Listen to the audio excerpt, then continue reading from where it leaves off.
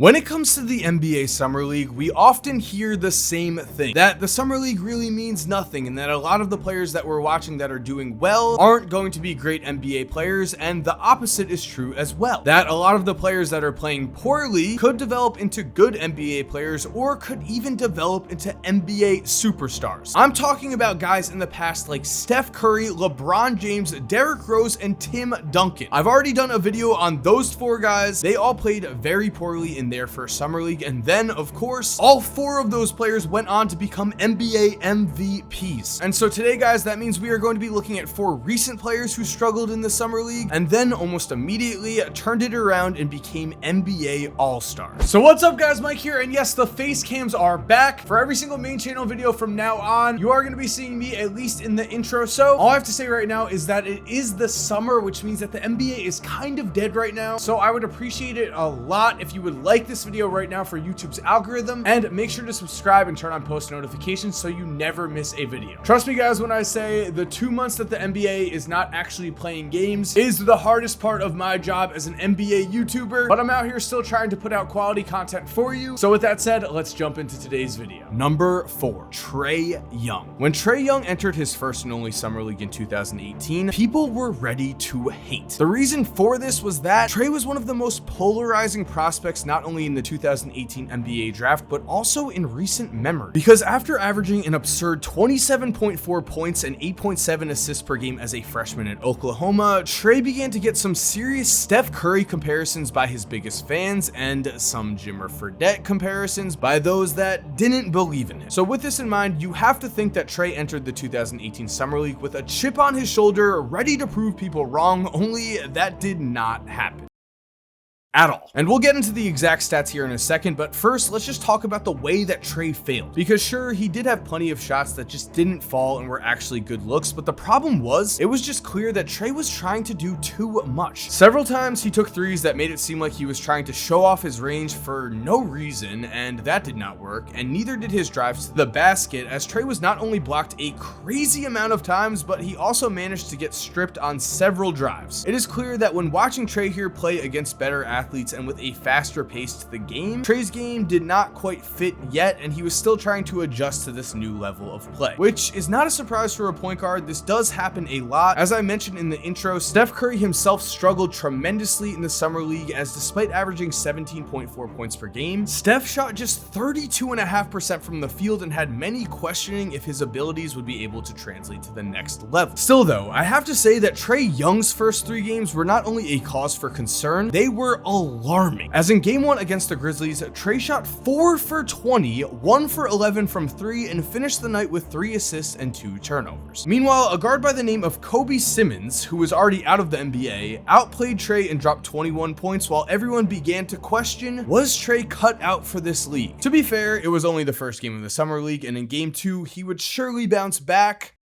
Right? Well, I think you know the answer is wrong, as in game 2, Trey shot 5 for 16, 1 for 5 from 3, had 3 assists and 3 turnovers, and this time watched as Derrick White, who is at least a good NBA player, score 21 points to go along with 9 assists and 6 rebounds, aka he was outplayed again. Which brings us to Trey's final game of the Salt Lake City Summer League, and in game 3, no one really outplayed Trey too badly, but that didn't stop him from playing badly himself, as in game 3, he shot 3 for 16 from the field, 1 for 8 from 3, and finished with a nice 7 assists but a bad 6 turnovers. Overall, in 3 games in Salt Lake City, Trey averaged 12.67 points per game on 23% shooting, 12.5% shooting from 3, and had 4.33 assists a night with 3.67 turnovers. An awful showing, and in Vegas, he was better as he averaged 17 a night on 38% shooting with 6.75 assists a game, a noticeable improvement, but after those first 3 games, a lot of people were already writing Trey Young off, which just goes to show the Summer League truly can mean absolutely nothing. Number 3, KarlAnthony Towns. Now, the hype has kind of died down surrounding KarlAnthony Towns these last few seasons, but I truly believe after a horrible year with his personal life, RIP to everyone who Karl has lost. I cannot believe what this man has had to go through. I do think though that Cat is going to come back and have a monster 2022 season. He has already been a 2-time All-Star, and looking looking back at the 2015 Summer League, Cat did come in with, of course, all of the hype that a #1 pick deserves. Unfortunately, in this summer though, Cat would disappear, as in his first game he had an okay showing with 12 points and 9 rebounds on 4 of 10 shooting, but also he had an absurd 9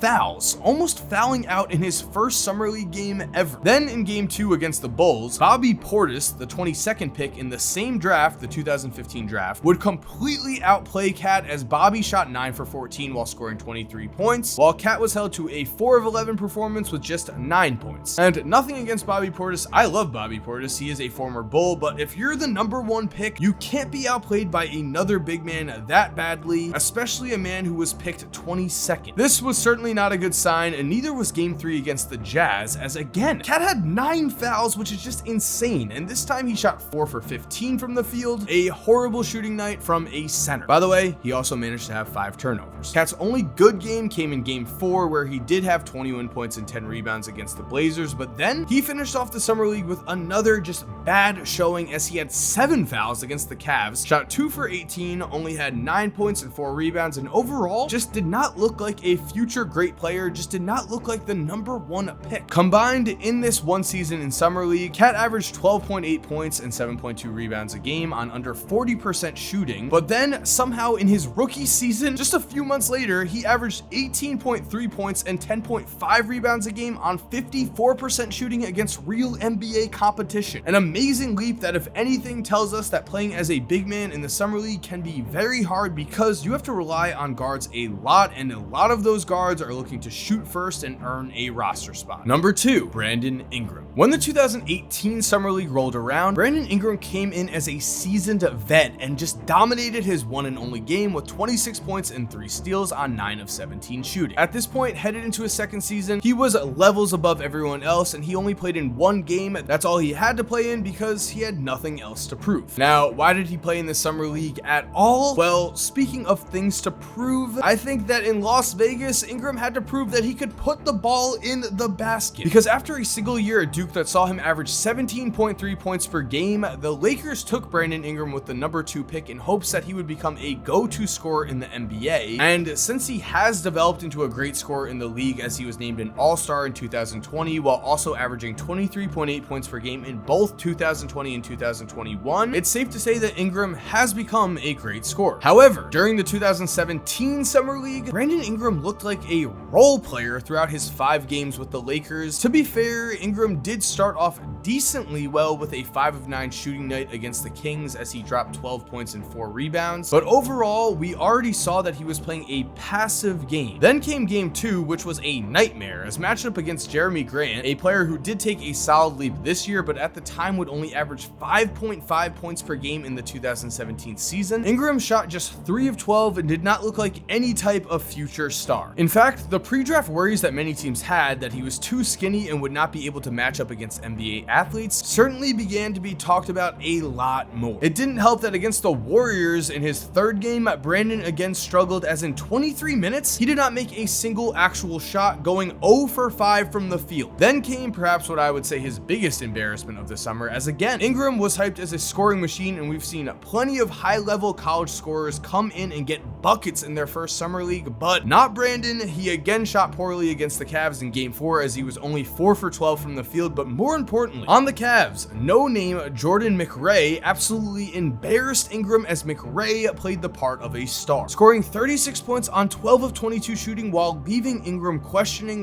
what was happening. Overall, Brandon would have a pretty good final game, but he finished with averages of just 12.2 points, 4.2 rebounds, and 1.8 assists per game on 41% shooting from the field and 25% shooting from 3. Bad numbers for a #2 pick, and really bad scoring numbers for a man who was drafted to score the ball. The biggest problem, aside from his strength, was his aggressiveness, as he just did not put up enough shots or take enough chances, and that certainly hurt him a lot. This was definitely a learning experience for Brandon, and that also brings us to our final guy, #1, DAngelo Russell. Now, DAngelo Russell actually fits in very well here, as he was both a teammate of Brandon Ingram when Ingram struggled and is Cat's teammate currently. So we've got some crossover on this list. Now, when D'Lo was playing with Brandon Ingram, DAngelo was in his second season and he just crushed it, averaging over 21 points, 6 rebounds, and 4 assists per game. And yes, the following play did happen in the 2016 Summer League, his second go-around.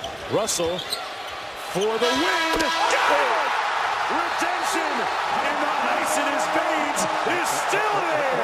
DAngelo. As you may have guessed, in his first season with the Lakers Summer League roster, D'Lo was not at all the same player, as after he was selected second over Jahlil Okafor, a pick that at the time many Lakers fans hated, DAngelo went into the 2016 Summer League with one mission: to prove that he was the right pick, and he did not succeed. To put this simply, in the 2015 Summer League, D'Lo was a turnover machine. He averaged a combined 5.2 turnovers a game, and he was also outshined by Jordan Clarkson on his own roster, as Clarkson averaged around 17 points per game to D'Lo's 11.8. And in terms of individual matchups here, DAngelo certainly got outplayed a few times, as in his first game he finished with a less than stellar stat line of 8 points, 5 turnovers, and 7 fouls, while Zach LaVine lit the Lakers up with 24 points. Then in game 2, Russell shot 4 for 15, while Jahlil Okafor, the man that Lakers fans wanted, finished with 19 points and 11 rebounds in what had to be a gut punch for D'Lo. Then in games 3 and 4, DAngelo only had 8 points apiece, while guys like Jabari Brown, again on his roster, dropped 19 points in a single game. This had Lakers fans extremely worried, and sure, D'Lo did leave the Summer League on a high note with a solid 21-point finish against the Jazz, but overall he did not play well and actually averaged less points and shot worse in the Summer League than he would in his rookie season. And when you compare all of these guys to guys like Cade Cunningham and Jalen Green, you can easily see that everyone takes their own path here. Sometimes the Summer League is a struggle, but if you are a player with a lot of work ethic in you, if you're a player with the drive to succeed, you can easily learn from having a bad Summer League, grow, and then develop into a potential all-star, or as I mentioned before, some guys develop into future MVPs. And there we have it, guys. Thank you for watching. I hope you enjoyed today's video. If you are new to the channel, make sure to subscribe and turn on post notifications so you never miss a video. And also, please leave a like. It helps me out a ton with YouTube's algorithm. You guys have been so supportive lately. That does not get lost on me. Thank you so much. And if you're already subscribed, thank you for supporting. You're awesome. We all know it. And as always, have an awesome day, and cue